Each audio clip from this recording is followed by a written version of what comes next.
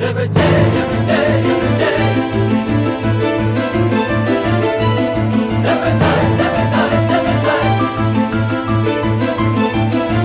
Today we're looking at the song Dick Around by Sparks, and it's a song that's utterly brilliant in just so many ways. Released in 2006, it blends orchestral grandeur with heavy metal and a deep, sharp, sarcastic wit, telling the story of a corporate CEO who loses everything: his career, his love, his purpose. This is high drama and it's packed with humour, and I'm here to explore it line by line because every song by Mael rewards a closer look.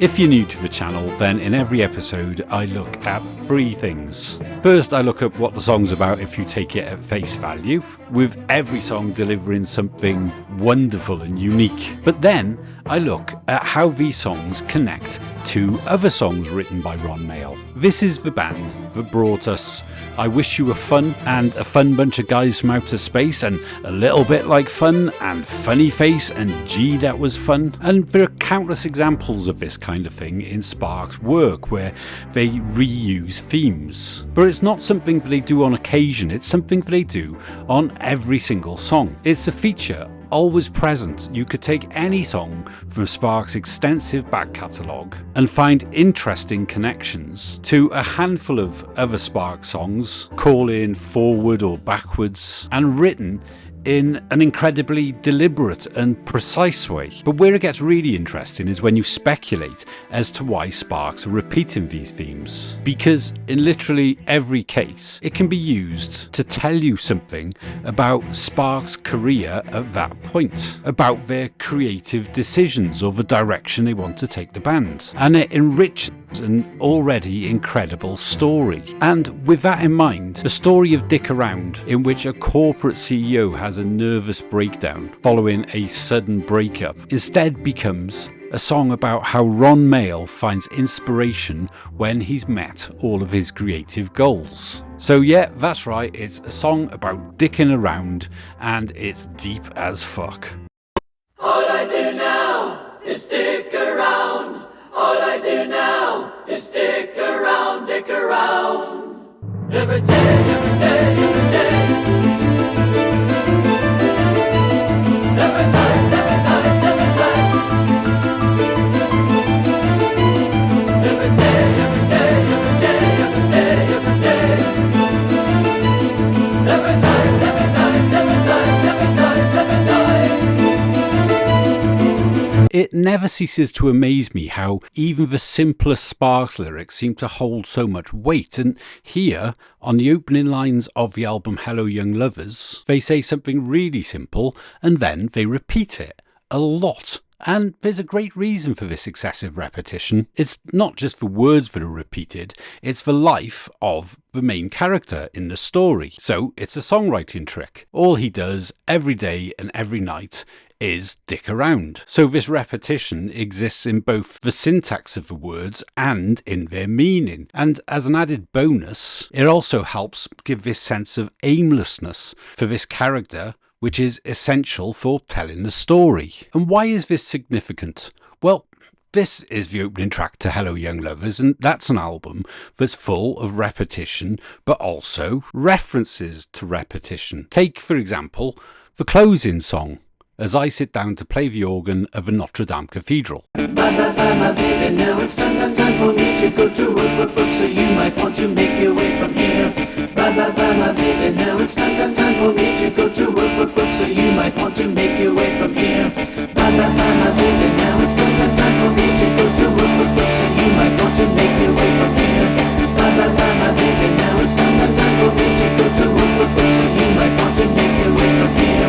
Finish up your beer. So there's that repetition again. Bye, bye, bye, time, work, work, work. And then they repeat the entire verse again several times over. So it's repetition in the syntax of the word, and it features a character who does the same thing every day. It's a circular story. He starts the day by saying goodbye to his one-night stand and then heads to the cathedral to play the organ.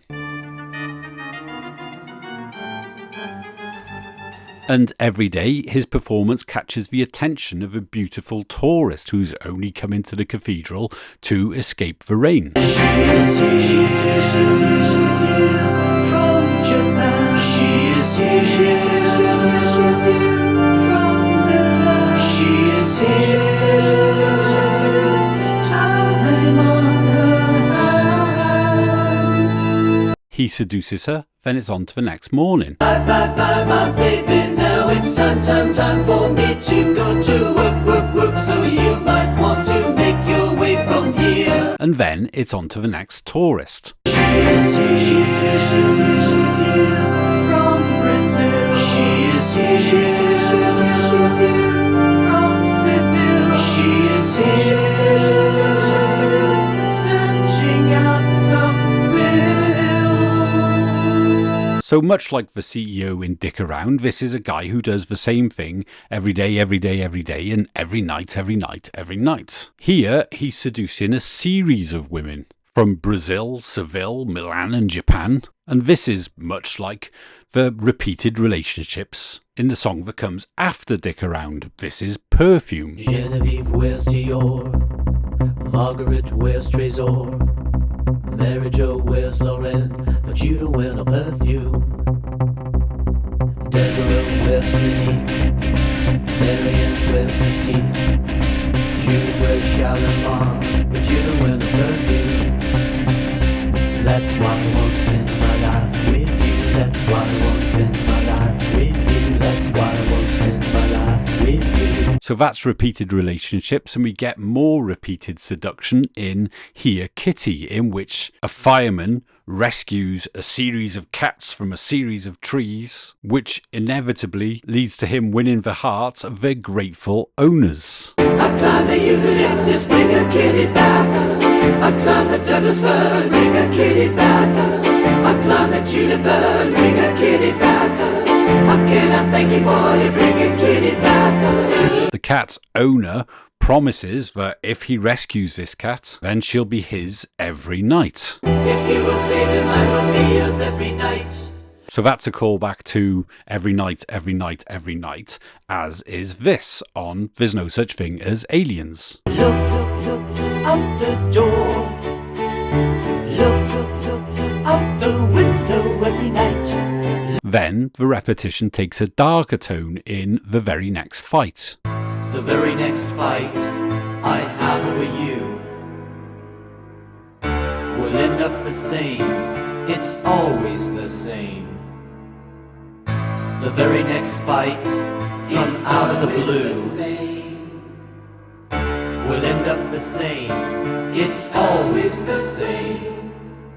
The title of this song says that this is one fight of many, with more to come. It's the very next fight, so there'll be even more after that. Then there's that repeated line of, it's always the same. And of course it is, every day and every night. I have a dozen more of these to share, found on every song on the album, and is even found in the album's namesake. Are new lovers now on the same silent hill, looking on the same blue sea? And I know Tom and I are a part of them all, and they're all a part of Tom and me. This song is Hello Young Lovers from Rodgers and Hammerstein's The King and I. Here, Anna is explaining how new lovers now stand where she and Tom once did, experiencing the same scenery and emotions. And in this continuity, they feel connected to these new lovers as part of a shared human experience. So here, it's the same romantic setting, as in, it's always the same. And that sameness is reinforced by repeating it. The same silent hill and the same blue sea. So it looks a lot to me like Sparks are taking this neat songwriting trick from Rodgers and Hammerstein and blowing it up to operatic proportions. And then not telling anybody about it. Because the scale of ambition in Sparks' music is something that I think is bigger than people realise. But if all that's true, then why are they doing this? Well, in my view, it's a comment on what they were doing with the album Hello Young Lovers. They were repeating themselves. It features the same stacked vocals and heavy orchestration and rock guitars heard all over Little Beethoven, and here they're using those same components, that same musical landscape, to make an entirely new album. Now, this was unusual for Sparks at this point. You can divide their career neatly in two, and for the first half, they would hop from genre to genre, from scene to scene, rock, disco, new wave, Europop. But all of that stopped with Little Beethoven. They concocted a sound entirely of their own and a scene of one. And from that point onwards, every Sparks album feels like an evolution of that same sound. Even the image of the band was the same, and you can see it on the album cover. It features the same mix of sophistication and quirk, and even the layout is similar. But Hello Young Lovers has dozens of rabbits on the cover, all of which look the same and have that same continuity. So this is Sparks' masterclass in repetition, where it's present on every level. So if I'm right, then this is a display of songwriting mastery. And these connections back to Little Beethoven go deeper and deeper the further into the song we go. So let's return to Dick Around, where we get a flashback to the former life of this CEO. Overtime, I'm conscientious by design to reach the heights of academe, to be the captain of the team, to CEO 1,000 who will do the things I say to do, and I will make a lot of bread and you will find me good in bed. I will push, I will pull, I will push, I will pull a couple strings and find myself atop the corporation.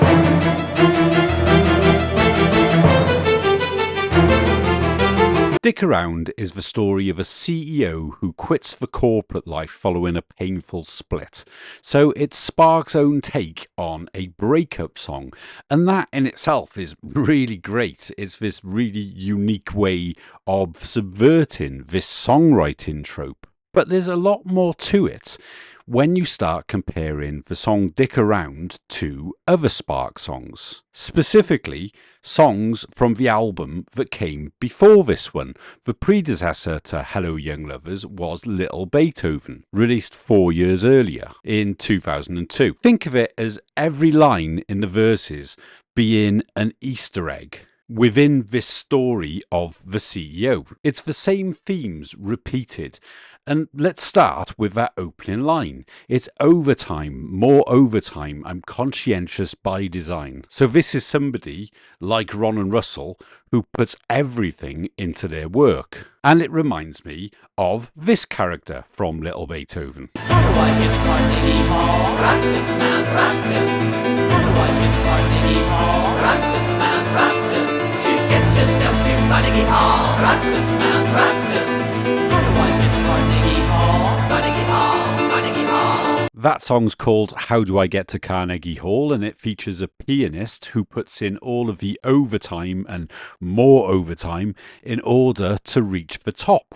And because the pianist is a musician, it's quite easy to make the comparison between Ron and Russell Mael. But this same ambition and determination can be found in the CEO featured in Dick Around, and also with Ron and Russell themselves, as they're a duo who have barely stopped working in 5 decades. And then the next part of Dick Around can also be tied back to Little Beethoven with the line, to reach the heights of academe. This is a clip from the song Suburban Homeboy. We've got an old school mentality, Oxford and Cambridge mentality. This is the final track on Little Beethoven, so chronologically it comes right before Dick Around, and it references Oxford and Cambridge, that are great British universities attended by people who have reached the heights of academe. And this can be a reference to the academic approach that Sparks take to music, particularly in their lyrics. They've cited Stravinsky as a big influence. And the great composer put in a lot of academic work into the concept of meaning in music. He lectured at Harvard and wrote extensively about what makes music meaningful. And I believe that Sparks are taking these concepts and pushing them even further. And then the next line in Dick Around can also be tied back to Suburban Homeboy, with the line, to be the captain of the team. She's from the projects in San Tropez. She looks like That seems to be a reference to basketball player Allen Iverson, who was the world's #1 at the time, and he was the captain of the team, just like the CEO in Dick Around. And I will make a lot of bread and you will find me good in bed. So this is somebody who makes a lot of money and gets the girl, much like the antagonist in the song Ugly Guys with Beautiful Girls. My shortcomings were of an economic nature. He was rich, I was not. So as you can see, there are several references back to the album that preceded this song, and they can all be connected to making it to the top, to gaining control. And this runs parallel to what happened to Sparks' career at this time. So let's take a look at this clip from the Sparks Brothers documentary. Not being dependent on massive budgets and record companies became a really liberating thing, that now we could record on our own and then we just hand that off to a label and then take it or leave it. Lil Beethoven was released on Lil Beethoven Records. Sparks put it out themselves. And as you can tell from that clip, this was the first time that Ron and Russell were able to make music with no record label interference. So they'd won back their creative and commercial freedom. And that's something that's referenced all over the lyrics to Lil Beethoven, as you can see from my Lil Beethoven series, which I'm currently halfway through producing. I've also done a series on the album before that, which is Balls, that came out in the year 2000. And that's also an album with a big concept, and that concept is to win Sparks' creative freedom. In the series, I explain that it's a record that was designed to fail commercially in order to crash the band out of their record label. And if you're enjoying this video, I recommend you go and watch that afterwards. And it shows that it was a really difficult fight for Sparks to win back their creative freedom. All of which is summarised nicely in Dick Around with the lines, I will push, I will pull, I will push, I will pull a couple strings and find myself atop the corporation. And now on to the next verse. Chain it to the maximum, I send it and the facts to them. A parking place, a new Corvette, I'm landing here, a private jet, a stock incentive, busting out a phone call, so I say I'm out, your lady friend will put it through. And listen here, I'm through with you, through with you, through with you, through with you, through with you. Yes, I think I got the point, and bam, there goes my motivation. What to do, what to do, what to do, what to do. All that I could think of was I'm tendering my resignation. But all I do now is stick around. All I do now is stick around, stick around. The opening line here is tailored to the maximum. See how well tailored his clothes are? How well cut his hair is? And given the image is so important to Sparks, and they're really well dressed most of the time, this is an easy connection to make. And the line that follows it carries a lot more weight than you'd think too. It's tailored to the maximum, I'll send another fax to them. So that brings it into the business world of this CEO, but it's actually part of a metaphor the Sparks have been running with for several years. So to show you what I mean, let's go back to 1994 and listen to the song When Do I Get to Sing My Way? No use in taking their time, pouring waste into dimes on a call to God knows who. When Do I Get to Sing My Way was released in 1994, and it came at a really difficult time for the band because they were off the map culturally and commercially, having wasted 5 years on an aborted movie project and had a few failed albums leading up to that. So they were off most people's radars. So in order to continue as a band, they needed recognition, and that is the same need that the main character in this song has. It's like they're requesting their moment in the spotlight again. But in the verses, he's bemoaning how things are going for him. He says there's no use in wasting 2 dimes on a call to God knows who. As in, people won't take their calls. Because Sparks, frankly, looked like a novelty band who had their best years behind them. But as we know, When Do I Get to Sing My Way allowed the band to continue. And this metaphor of the telephone call representing their relationship with the music industry, that was picked up a few years later on the song Balls. Others will respect you, others will elect you, they'll accept your cause.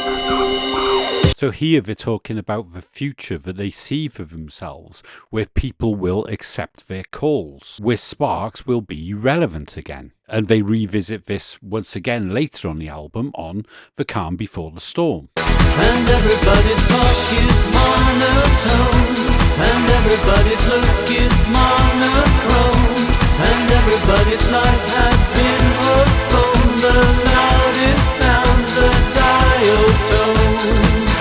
It's the calm before the storm. Something big is coming soon.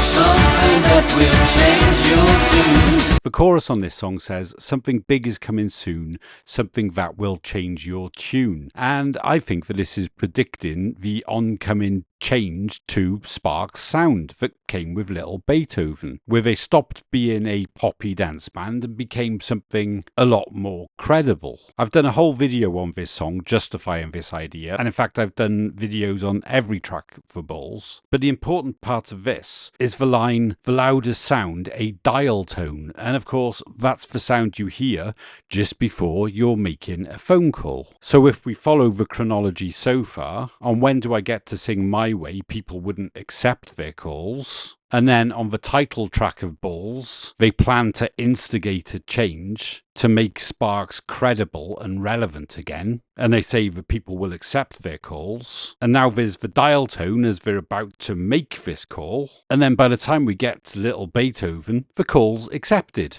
Well, kinda. First she said, "Your call is very important to us." And then she said, "Please hold, please hold." And then she said, "Your call is very important to us." And then she said, "Please hold, please hold." Ron and Russell Mael are experts at taking seemingly mundane subject matters and blowing them up to these operatic proportions. And that's what they do here with the mild irritation of being stuck on hold. And it worked well as a continuation of that metaphor. First of all, they were outsiders who fought hard to win back their career across the albums Gratuitous Sex and Bulls. And now, with Lil Beethoven, they've made that call and they've got through. But they're stuck not knowing where to go next. It's 2 steps forward, 1 step back. Or as they put it in the song, Green light, alright, red light, green light, alright, red light. And this is another example of Lil Beethoven informing the verses in Dick Around, because it's continued with this line. Back when this song was released, every business had a fax number as well as a telephone number, and that's for a machine that's like a printer connected to the telephone line. So here, Sparks can be seen to be continuing that metaphor and turning it on its head once again. With a fax machine, you hold all the power. It's like issuing an order, because you don't even have to wait for a reply, let alone wait in a queue. And then this same metaphor is brought to a really nice conclusion at the end of this same verse. Stop consented busting out the phone call, so I say I'm out. Your lady friend won't put it through. Listen here, I'm through with you. So an assistant says, "A phone call, sir," and he replies with a flippant, "Well, say I'm out." And this is the opposite side of the power divide that we saw on When Do I Get to Sing My Way, when this guy wouldn't waste 2 dimes on a call to God knows who. Now they're at a point where they're not only receiving phone calls, but they can choose who to talk to and who to work with. It plays out Sparks' struggle to regain control of their own career in the most epic way. And it turns out that this particular phone call is life-changing. Your lady friend won't put it through. Listen here, I'm through with you. Through with you, through with you, through with you, through with you. Yes, I think I got the point, and bam, there goes my motivation. What to do, what to do, what to do, what to do. All that I could think of was I'm tendering my resignation. So it's his lady friend on the line, and she breaks up with him. She says, "Listen, dear, I'm through with you." And this saps all his motivations, so all that he can think to do is to resign. He quits the corporate life and returns home to dick around day after day. And there's a rule I follow on this channel, and that's Anytime a female love interest appears in a Sparks song, then this is talking about Ron's relationship with his own creativity and his own world of songs. So he's reached the top and she's broken up with him, meaning there's a problem with how he works, how he writes songs. He's got a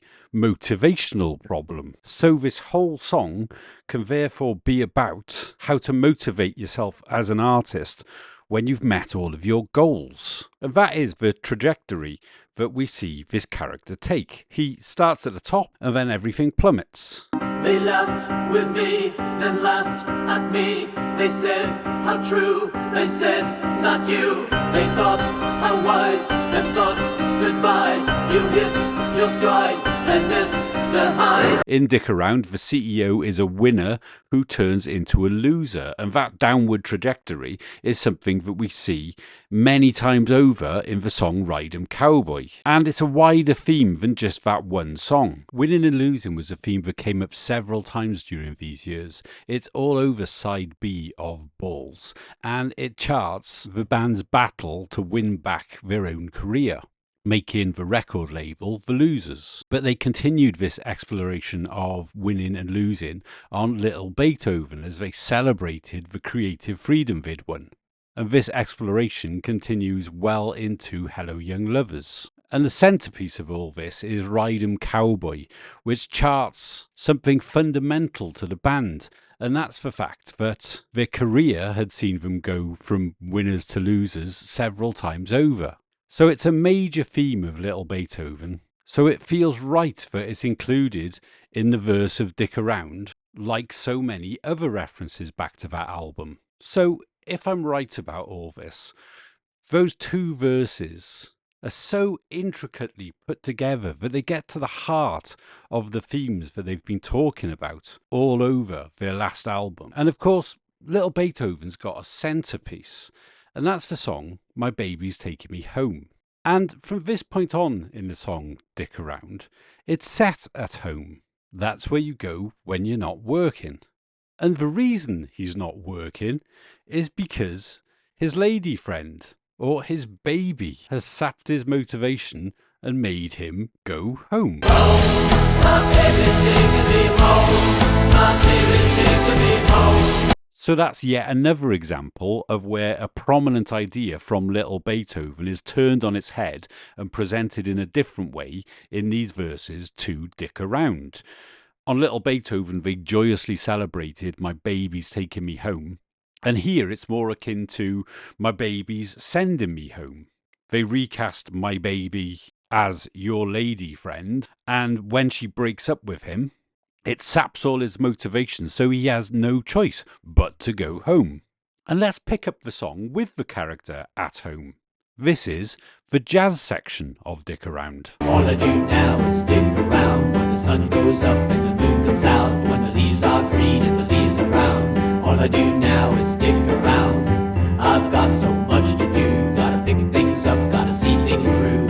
My, how the time does fly, gotta wave hello to a passerby. The CEO has now left the corporate life, he's left the office behind and is at home. And the music is a lot more relaxed and it's a quite playful, if still downbeat. But as it repeats, as it goes on, it seems to get more and more tense.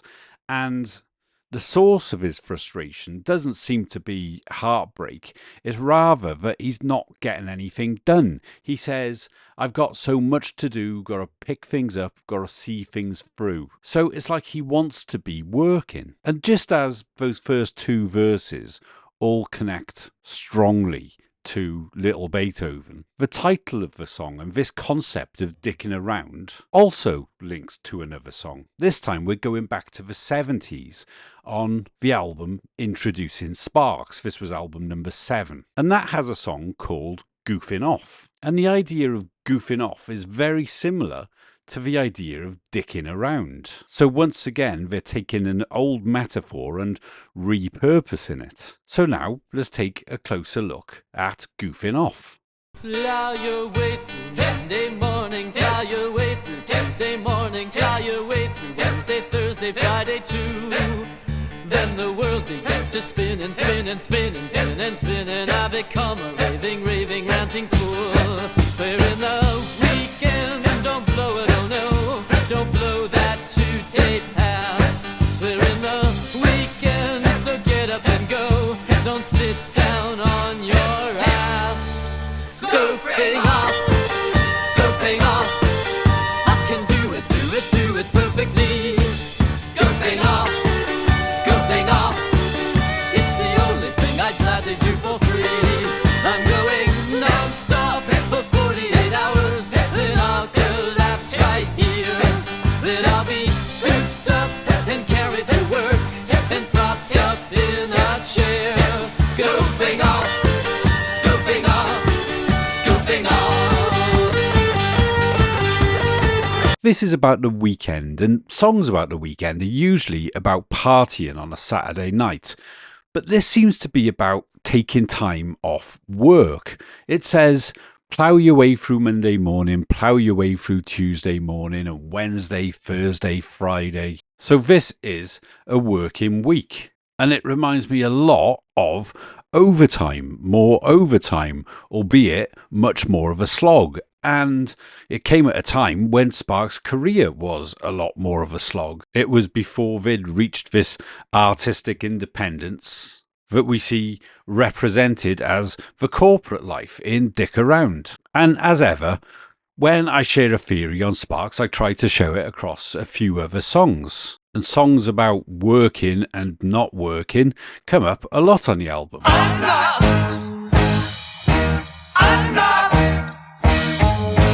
First I wake up and I shave, not a very pretty day. Look at the time, it's time to not go out to work today. That's the opening verse to I'm Not, and it also has a reference to not going to work, just like we have with Goofing Off, then years later on Dick Around. Then there's a whole song about the world of jobs. This is Occupation. There are soldiers, sailors, stuntmen, jailers, jewelers, G-men. Unless your daddy's rich, you need a lie, you need a lie, you need an occupation. Need a lie, you need a lie, you need an occupation. That whole song is basically a list of all the jobs you can have. It says everybody needs an occupation unless your daddy's rich.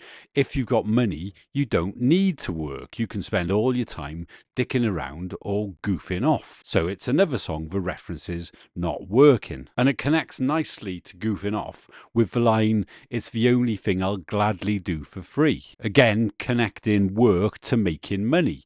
And then both work and money come up on the song Girls in the Brain. And taking time off work comes up on Over the Summer because the whole song is set during the school holidays. So as you can see, all of these songs form a kind of Venn diagram with money and working and not working. And Dick Around fits right into that. Now, I think this sort of thing can be spotted on every Sparks album, and it usually runs parallel to what the band were doing at the time, and I think that's the case with Introducing Sparks. I think all of these references to not working is because Sparks didn't consider this album work. First of all, they didn't tour it. They did very little to promote it. They didn't even form a new band for this album. Instead, they brought in session musicians. And when they've been speaking about the album, they said that they just left all the decisions down to the record label. So, Introducing Sparks, in my view, is Ron and Russell Mael's day off. And if we look at their career as being days of the week, then it ties back to the start of Goofing Off. Plow your way through Monday morning, plow your way through Tuesday morning, plow your way through Wednesday, Thursday, Friday too. So let's look at Sparks' career as a working week. So it starts with them ploughing their way through Monday morning and then Tuesday morning. And this can be the first two albums that they recorded in the States under the name Half Nelson. This was a point where they were working really hard to establish the band. And then it's Wednesday, Thursday, Friday too. And this can be the Island trilogy. This was when they were household names in the UK and they recorded 3 albums in just under 2 years and they toured. And again, they were working really hard. But then came album number 6. That's Big Beat. And this can be seen as their Saturday night. It's something that they did for fun. They completely changed their sound and they didn't promote the album in the UK. And I made a claim on my Meta Guide to Indiscreet video that they were leaving the UK because it was no fun and instead just wanted to start again as a band. So it was a big reset on their career. So in that sense, it's Saturday, it's a day off. And then comes Sunday, the day of rest with Introducing Sparks. We're in the weekend and don't blow it, oh no, don't blow that 2-day pass. We're in the weekend, so get up and go, don't sit down on your ass. They describe the weekend as a 2-day pass, and when you got a pass you can do whatever you want, and that's exactly how they treated these 2 albums, Big Beat and Introducing Sparks. And then on Monday morning they'd get back in that chair and make another undisputed classic like Number 1 in Heaven. So if I'm right, that means that these 2 albums were albums that they knew would be low points in their career while they were making them. In my view, this is all in the name of maintaining this creative streak. I think that by not always aiming for biggest and best, Sparks have managed to make fantastic music for all of these years, right up to this day. And to reinforce all of this, let's consider that opening line from I'm Not Again. It's first I wake up and don't shave, not a very pretty day. Look at the time, it's time to not go out to work today. It's a concept album about being lazy, and one day I'll do the whole album. But first, let's just see how it compares to Dick Around, because during Introducing Sparks, they needed a break knowing that there were big things ahead. But Dick Around has got so much more frustration than goofing off. And that's because they don't want to stop working. They just need to find that motivation. So with that, let's go to the next verse on Dick Around. Think about the recent past. The cynic said too good to last, but she could change her mind again. Don't know this movie said the end, so I would go about my day just sticking around my main GA and realize that life is changing, furniture to rearrange. If you take this verse on face value, then the CEO is questioning whether his relationship was always doomed to failure. If you look at it in a meta way, then there is tons going on here. So let's think about the recent past for Sparks of that time, and that brings us back to Lil Beethoven. Now, I'm not sure who the cynics are, but these could be detractors who thought that this success was short-lived, as is often the case with Sparks, where they'll follow a hit record with a flop. And what I find interesting is that one of the themes that comes up on Little Beethoven is lasting success. If we look at 2 songs, the first being How Do I Get to Carnegie Hall? That features a concert pianist who spends every day practicing and practicing in order to be good enough to play the great venue. And eventually he does play the concert, but the song finishes with him still practicing for some further goal. So that's prolonged success. And that song is followed by What Are All These Bands So Angry About? The song culminates in a name check of 6 absolute musical legends, all of which had long careers and created masterpieces shortly before they passed away. So all of these artists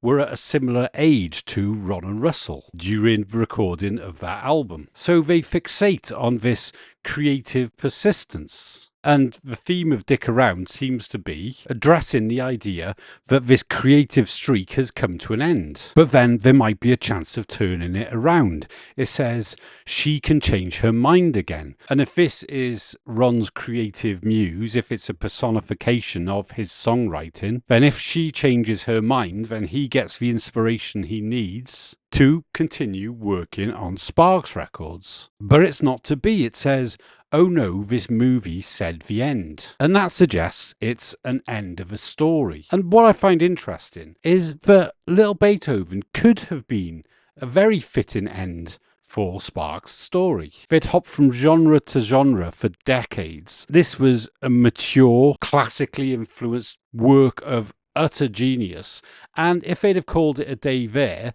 then that in itself would have been a fantastic career. And it's worth remembering that even at this point in Sparks' career, they'd already outlasted their peers by years.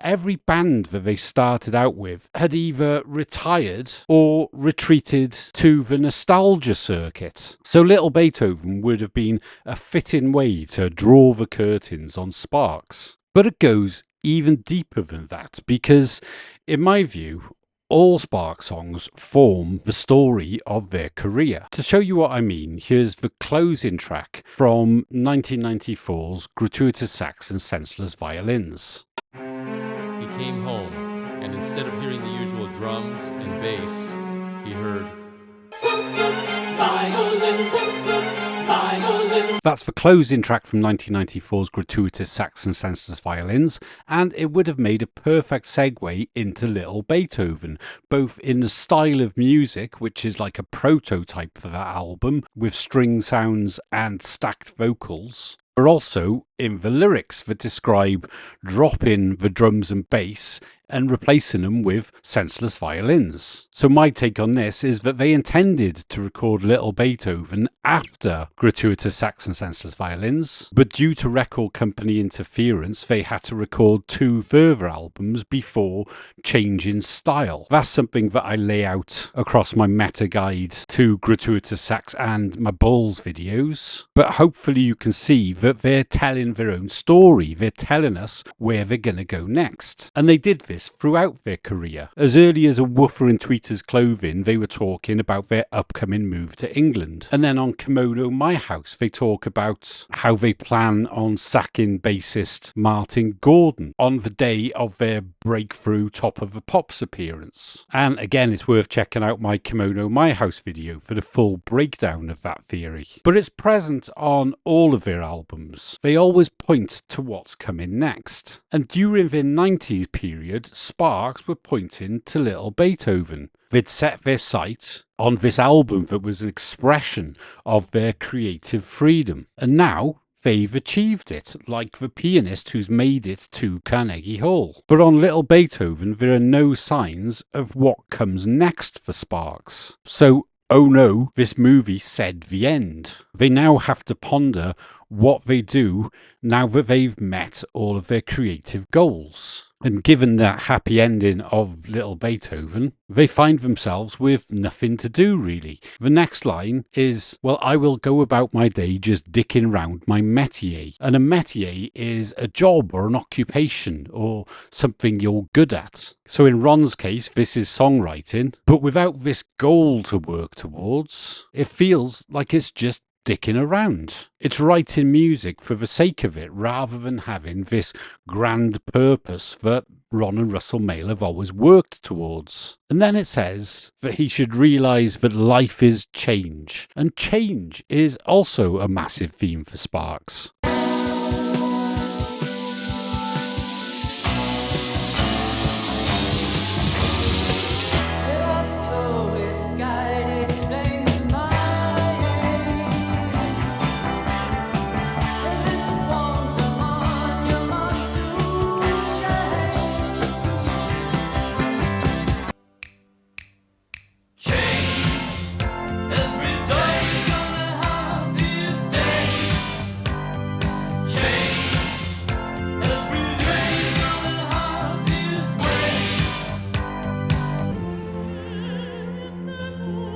And the soprano has changed me. I've changed. How? I'm still not sure. Annette.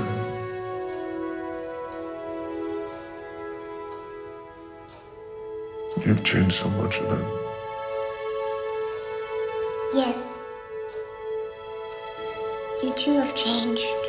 I think the Sparks have always been conceptual, changing sound, image and attitude again and again. And that's why this theme of change is writ large in their music. Change has been part of their DNA since their first incarnation as Half Nelson, before they'd even applied any changes to the band. That first song from 1972 was delivered by a statue placed in the Louvre. It's a work of art that's looking to leave the gallery and go out into the world. It includes the lines, "The tourist guide explains my aims. This one's a monument to change." And what better description for what Sparks went on to become? A monument to change. This is what they planned right from the start. It's what they aimed for. So change is literally monumental to Sparks and is found throughout their music. But here, it's delivered as a rather trite, realise that life is change. It's something that you'd say to somebody dealing with loss or upset. It's a kind of encouragement to adapt. So unlike these other references to change, it feels personal. It feels like a lifestyle change for Ron. Sparks had adapted over and over, but Ron's workaholic nature never stopped, possibly until now. I've spoken about Ron's songwriting being a kind of coping mechanism on other episodes of the show, so for Ron to stop working is a really big deal. And here, he's tendered his resignation.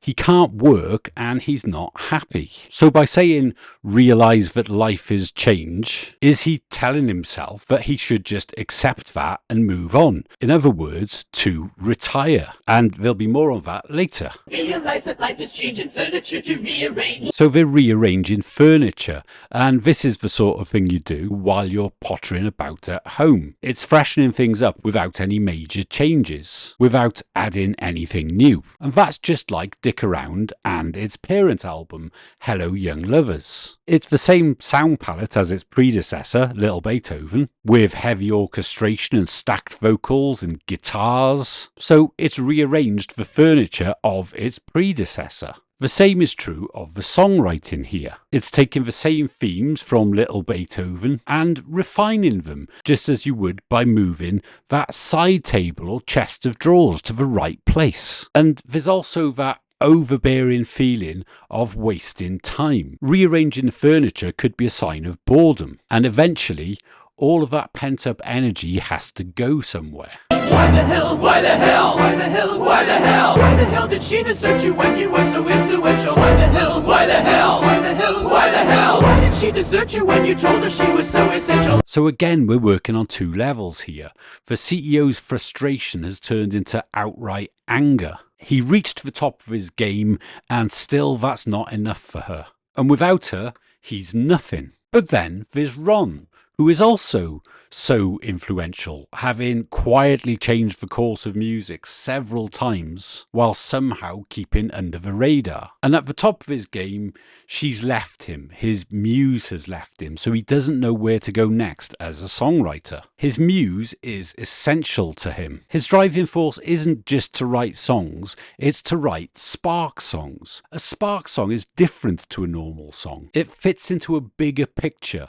Always. And by following her rules, they've created a career and a body of work unlike anybody else. As I've said, this applies to every love interest in a spark song. They've told her that she's so essential time and time again. And then the tension builds further. Roll yourself up off the ground, you started liking being down. The persecution feels cool, the self feel of garden jewels. But what about that other life? Cause this is more an afterlife, seducing you each night and day. You're never gonna break away. Look at me, look at me, look at me, look at me. Knowing that from now on what you do is strictly non-essential. Look at me, look at me, look at me, look at me. Knowing that from now on no one wonders if you've got potential. All I do is stick around, the sun goes up and the moon goes down. The leaves are green, the leaves are brown. All I do is stick around, all I do is stick around. The sun goes up and the moon goes down. The leaves are green, the leaves are brown. All I do is stick around. This sounds like he's talking himself up, bored of his own self-pity. It says,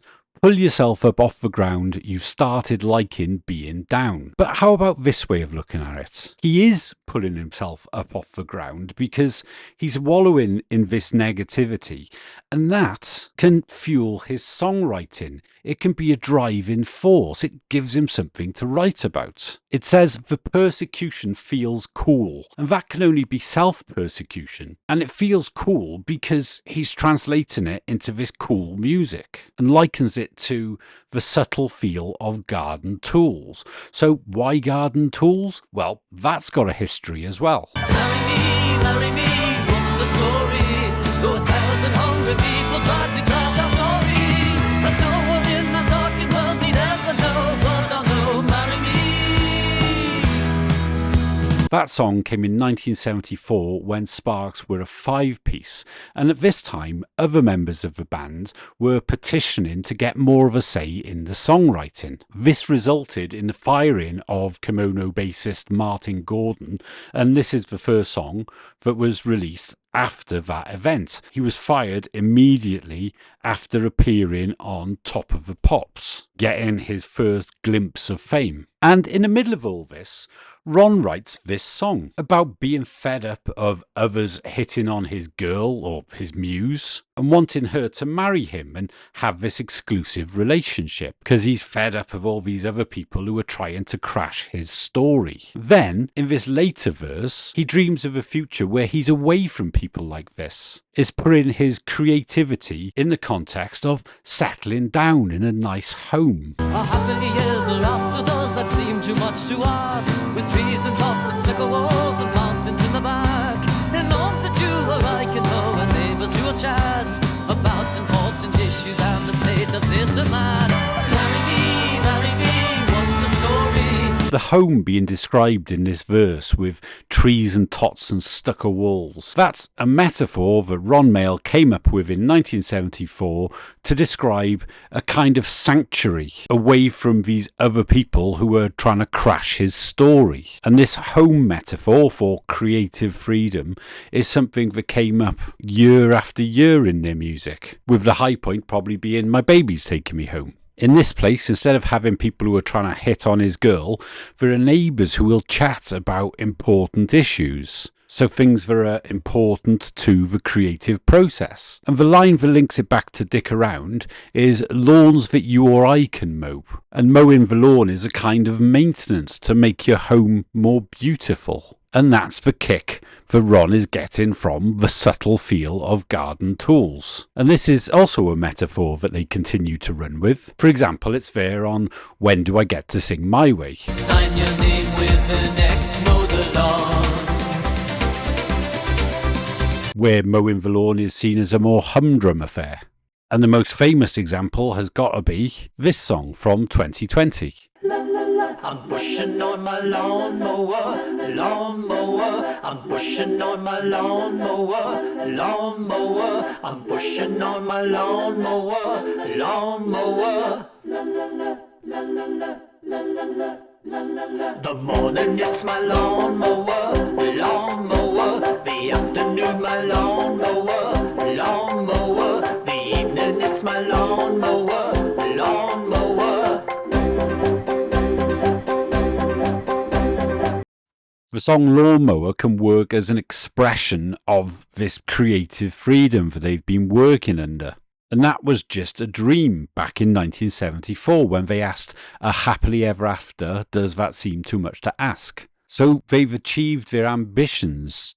But back on Dick Around with the line, the subtle feel of garden tools, they did have this creative freedom, but didn't have the motivation to put it to its full use. So back to Dick Around, that character is pretty down. He says this. But what about that other life? 'Cause this is more an afterlife. Seducing you each night and day. You're never gonna break away. The first thing worth noting here is that it's got a reference to the afterlife, and that is a Sparks trope in itself, with loads of songs about heaven and hell and angels and God. And this section of the verse, for the CEO, it's showing that he's fed up with life outside the corporate world. But what does it mean for Sparks? Because they say, what about that other life? Because this is more an afterlife. So what could that other life be? Because it's something that seduces them each night and day. And I'm going to propose that it's retirement. Ron Mael is being seduced by the idea of stopping all of that hard work and ending it here. And when they play this song live, they have an introduction that puts a little bit more context into the song. And notice that retirement is also hinted at here.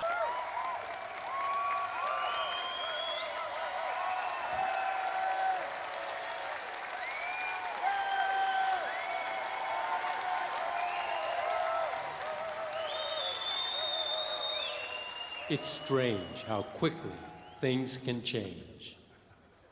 I not only eagerly took part in the rat race, I won.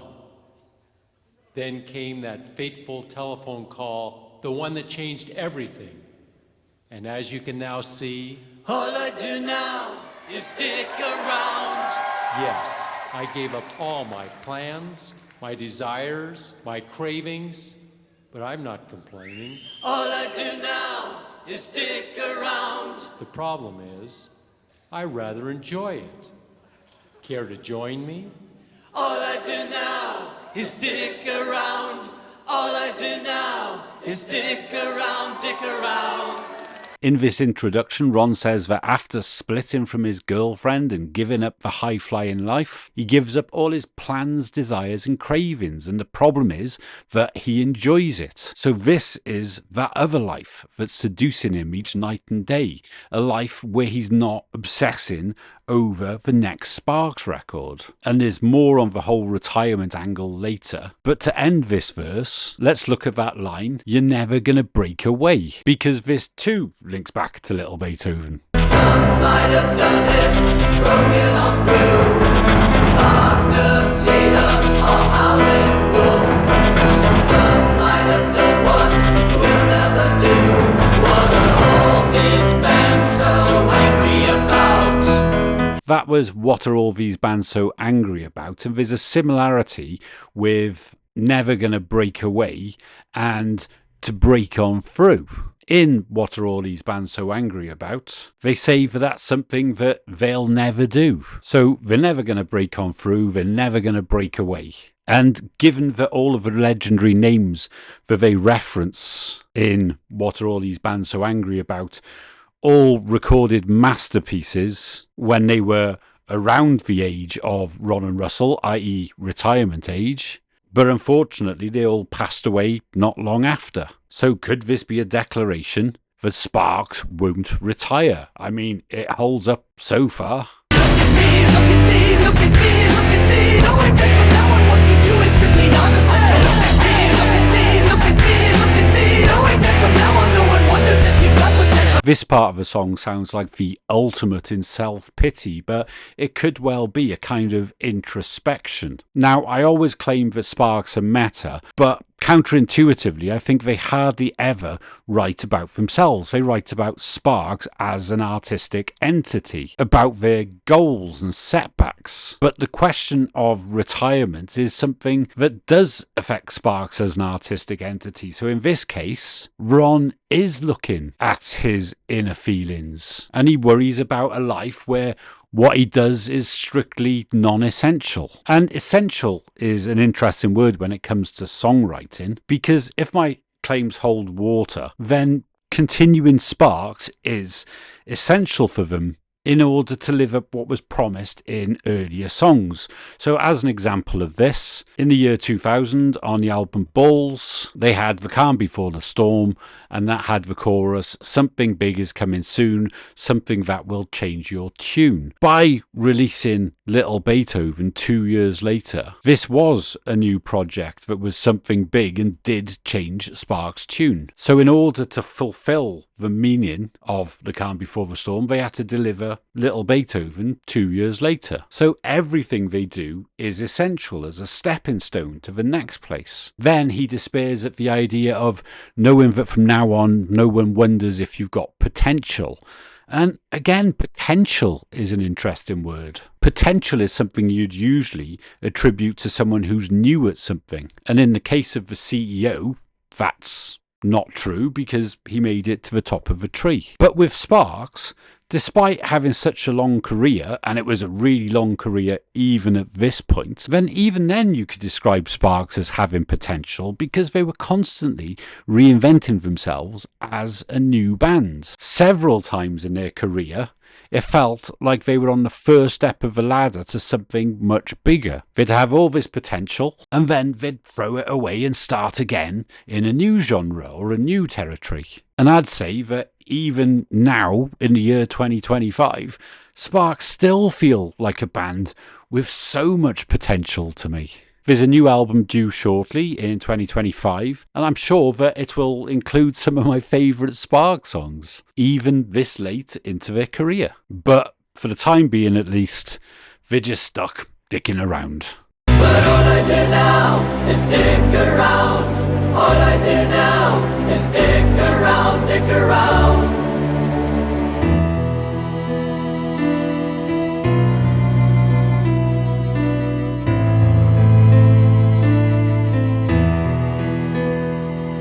Every day, every day, every day, every day, every day. Every night, every night, every night, every night, every night. Every day, every day, every day, every day, every day. Every night, every night, every night, every night, every night. Every day, every day, every day, every day, every day. Every night, every night, every night, every night, every night. But all I do now is stick around. All I do now is stick around, dick around. After that fit of sheer rage, the song returns to a calmer but still quite hopeless place, with the words every day, and every night returning one more time. And this is something that appears in subtler form elsewhere on the album Hello Young Lovers. It's like what about that other life? 'Cause this is more an afterlife. Seducing you each night and day. You're never gonna break away. Look out the door. Look out the window every night. If you will save him, I will be yours every night. Add to that list the organist, whose story shifts from night to day, and you get the impression that Sparks are trying to make a point, and it's one that they've actually made before. So let's take a listen to this song from 1974. You're unavailable from dusk to dawn, or if you were available, you'd bring along a lot of what could only be a hindrance to me. I hate it out in poor and not the sweaty company. You gotta catch her while she's still at home. You gotta catch her while she's still at work. You gotta catch her while she's still at play. The only way is at homework or play. That was At Home, at Work, at Play from Propaganda, released in 1974, just a few months after their breakthrough album Kimono, My House. So it came at the height of Sparks' fame, and they were obviously living really busy lives at this point, and I believe that's reflected in this music. In just under 2 years, they arrived in the UK with no band and no songs, and they went on to produce 3 classic albums whilst touring the country and promoting the record. So how did they fit all this work in? Well, Ron was writing all of the time, whether at home or at work or at play. Ron's like a writing machine. He wasn't, one for drinking in the bar with the guys, and in some ways was quite aloof, but that's what Ronnie would be doing, thinking and writing, and so the material kept coming. Obviously that was a demand upon him, but one that I think he kind of thrives on.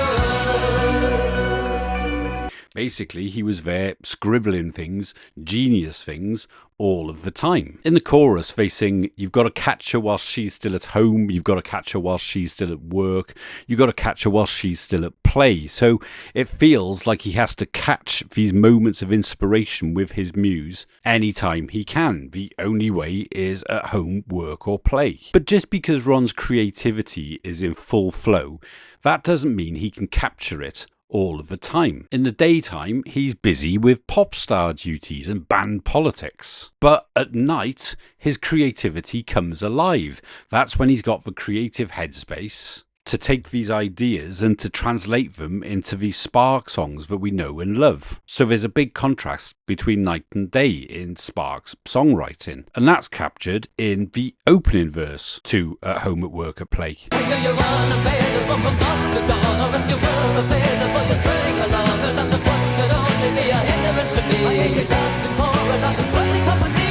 This line doesn't have to be about a love interest. It's about somebody who's unavailable from dusk till dawn. So that could be somebody who's available in the daytime, somebody that they work closely with, and somebody who is a bit of a hindrance. And I'm going to put a name here. I think it's Martin Gordon, the bassist who they'd let go following the recording of Kimono, My House. And there were well-documented power struggles because Martin Gordon was a songwriter and that was a challenge to Ron because he'd have to constantly defend his ideas. And if you keep this idea in mind, then several of the songs on Kimono, My House take on a different tone.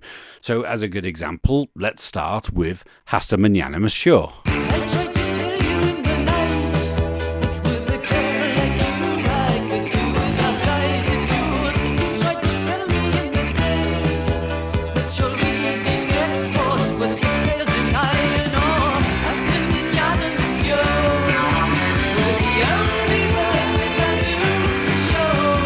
This sounds like it's about a hapless man's affair with a foreign woman. It's a funny song about language barriers, but again, it takes on a different tone if you consider it to be about songwriting. When he says, I tried to tell you in the night, then nighttime is when he's alone with all his creative headspace. And with a girl like his muse, he doesn't need guided tours because he knows what he's doing with his songwriting. He doesn't need other people to show him around. But then in the daytime, it's a different story because instead he's told about things like leading exports being iron ore, i.e. things that are completely irrelevant to the intent of the song. So it's another member of the band bringing what can only be a hindrance to Ron. And this is one of several disses that I go into detail on my Kimono episode. But here I'm going to focus on the night and day thing. And even the title of the song reflects that.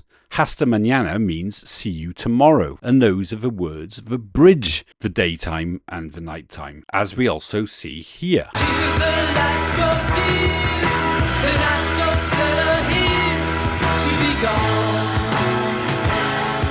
It's a theme that's also present in the opening verse to the album. This is perhaps the most iconic moment in Sparks history.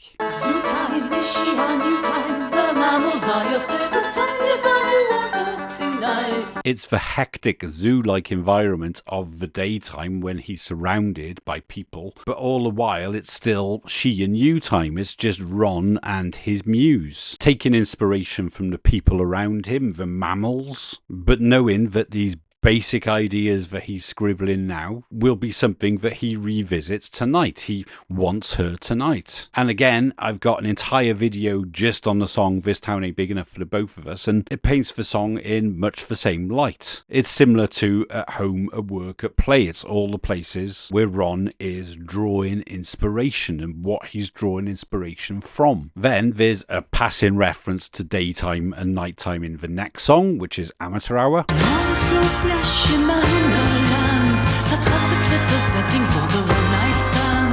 This song gives the impression of an inexperienced young man in the daytime waiting to pop his cherry at night to gain more experience. And then there's a slightly bitchy reference a few songs later on, Here in Heaven.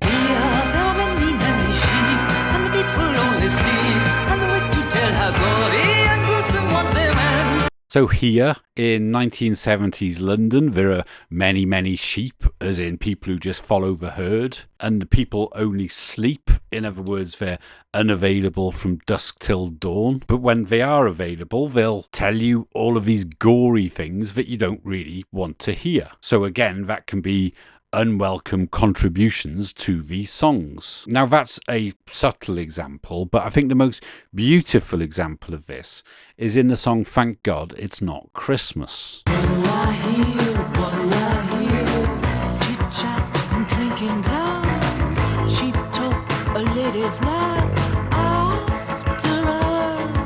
This is After Hours. It's for night time.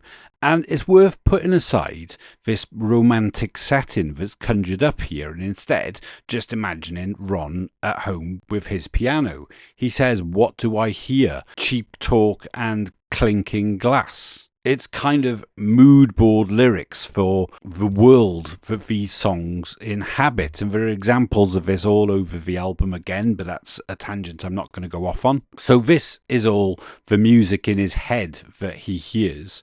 But then it says, well, what do I see? What do I see? What do I see? Some sunken hideaway where people go to play after hours. What he sees is some sunken hideaway, and this is a beautiful description of the basement flat that Ron and Russell shared during the recording of these albums. We are now at 20 Thurlow Square. First we lived in Purley at our manager's house, and then we moved to Beckenham, and then this is where we kind of ended up. But you might think that we were in this wonderful 3 or 4 story place, but actually we were down here in the basement, the lowly basement. The toilet, I think, is right. That might be the toilet right down there. So that's their basement flat, for I think they're describing here as some sunken hideaway, and it appears in the form of nighttime and home in several Sparks songs. So that's what Thank God It's Not Christmas has got to say about the nighttime, but what about daytime? It is day and in a way the pattern's much the same in spots of matinee. Blend with the crowd, blend with the loud, hypnotic ebb and flow, until the day goes slowly into night. So that's the daytime, and it says that the pattern's much the same, as in Ron is still obsessing over music. It's still playing in his head as a kind of private matinee. And he uses this to escape the hectic life. It says blend with the crowd, blend with the loud, hypnotic ebb and flow, as if the music is taking away all of his stress. And again, that comes up on a few other songs. But hopefully by now you can see that Night and Day is a big part of Kimono My House. It's also a big part of Number One in Heaven, but that's a whole other tangent that I'm going to avoid. However, I've got a series that's going on with Ad Rebirth, going through the album song by song, and 2 separate videos on Number One in Heaven and the Number One Song in Heaven. And I really hope you check it out, because there are some great ideas hidden in those songs. But with all of that in mind, it's worth thinking about those words from Dick Around in a different way. Every day, every day, every day, every night, every night, every night. Both day and night represent this unrelenting pursuit of creativity. And in the 70s, the hectic daytime, the zoo-like environment, was counterbalanced by this private sunken hideaway where Ron's ideas would flourish. But now, or rather in 2006 when they recorded this, life was very different because Ron had achieved this creative independence. So he wasn't fighting with bandmates. He didn't have this hectic lifestyle. So the daytime and the nighttime are exactly the same, because at any time he can do anything he wants. And that gives it this sense of aimlessness, because the two sides used to balance each other out. It's like the hectic Sparks story would drive Sparks music. So that's the price of artistic independence, summed up beautifully with these really simple words. And then finally, towards the end of the song, things start to look up for the CEO. When I got the late night call, I really miss you after all. I had a thing and that is all, a stupid thing that hit the wall. So take me back. I love the way you scratch my back. Well, there is something you should know, we might not be simpatico. All I do now is stick around. All I do now is stick around. All I do is stick around. The sun goes up, the moon goes down, the leaves are green, the leaves are brown, and all I do is stick around. All I do is stick around. The sun goes up, the moon goes down, the leaves are green, the leaves are brown, and all I do is stick around. All I do is stick around. The sun goes up, the moon goes down, the leaves are green, the leaves are brown, and all I do is stick around. All I do is stick around. The sun goes up, the moon goes down, the leaves are green, the leaves are brown, and all I do is stick around. All I do is stick around. The sun goes up, the moon goes down, the leaves are green, the leaves are brown, and all I do is stick around.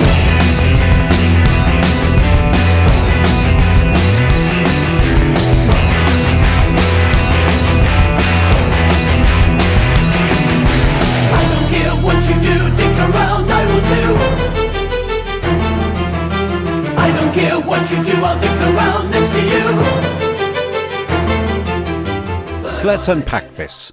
The CEO gets a late night call and it's his ex, and she thinks she's made a mistake and wants him back. She says, "I love the way you scratch my back." So he's good for her, but is she good for him? Well, we're not sure, because he says, "There is something you should know, we might not be simpatico."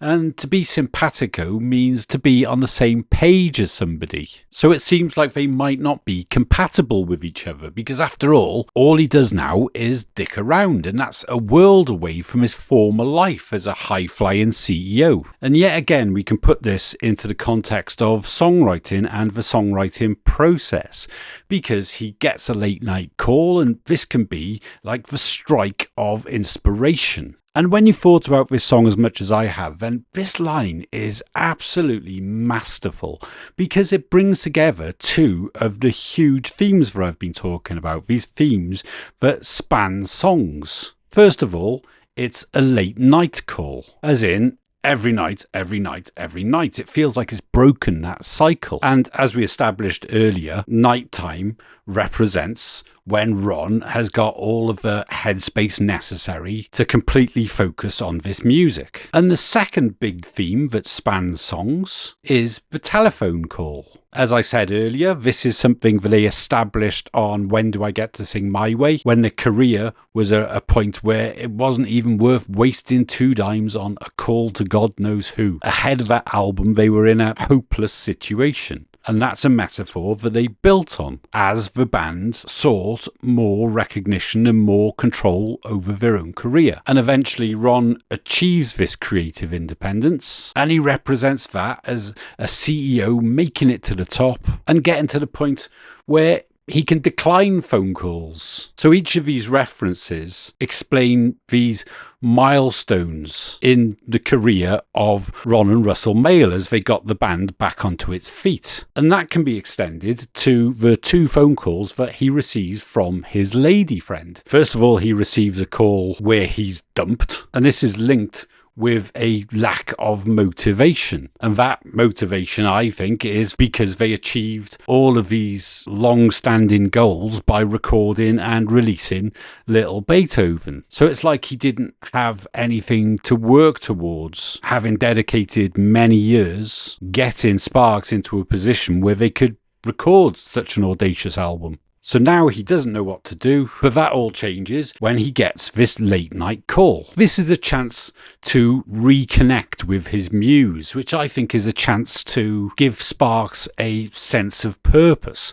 So it's an idea for what Sparks can be. And that's something that's expanded on over the course of Hello Young Lovers. It's one of the big themes of the album. What should Sparks become? And there'll be more on that in future episodes. So this idea for where to take Sparks is pulling Ron in, and his muse says, "I really miss you. After all, I had a fling, and that is all. A stupid fling, then hit the wall." And this can relate to creativity too, with a fling being a kind of extracurricular activity, and hitting the wall is when you can't go forward with something. So this can all be something that's been distracting Ron over the 4 years between Little Beethoven and Hello Young Lovers. But now she wants him back, so it all looks good, but there's this problem. He says, "Well, there is something you should know, we might not be simpatico." And if you're simpatico, then you're on the same page.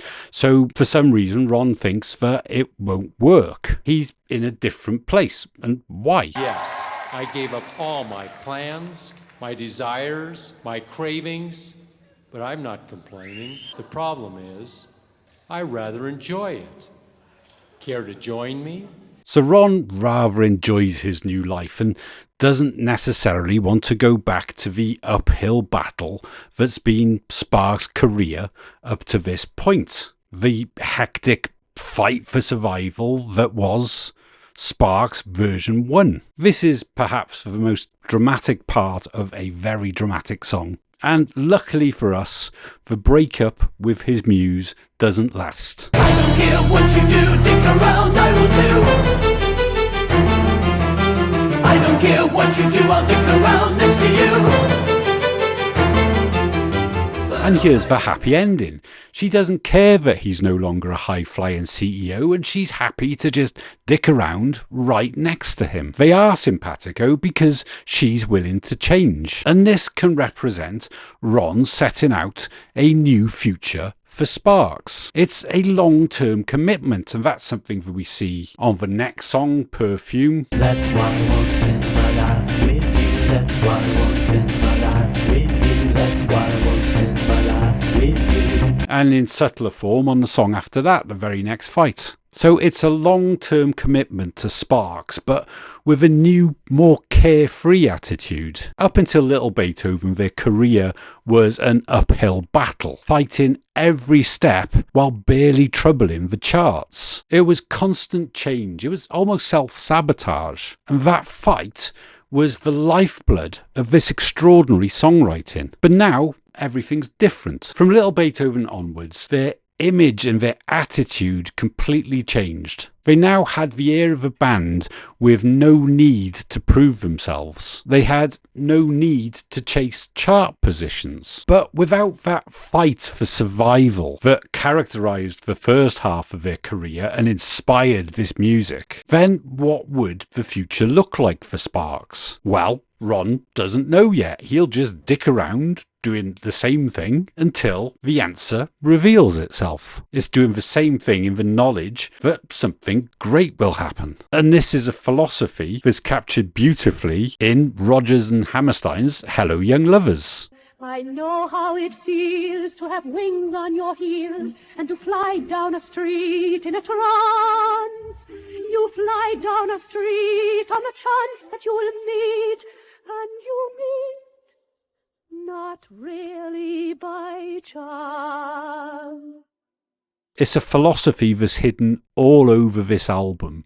Keep doing what you're doing and something great will happen. Now, up until Lil Beethoven, Sparks would fearlessly discard their old work. They'd make life hard for themselves by not repeating themselves, by inventing new sounds that people would build entire careers on and throwing that away for the next album. But that ended here. On Hello Young Lovers, they embraced everything that was great about Lil Beethoven, and they continued with this approach album after album right up until this day. Now, Hello Young Lovers is an incredibly mature album, and this opening song, Dick Around, is the start of a sequence of songs that explore what Sparks want to become. It's a search for long-term creative goals, like a kind of Carnegie Hall to practice for. It also defines a far less self-destructive way of working and gives real insights into the genius behind this music. So that's all a story that I can't wait to share with you all on coming episodes. But now let's bring Dick Around to a close. But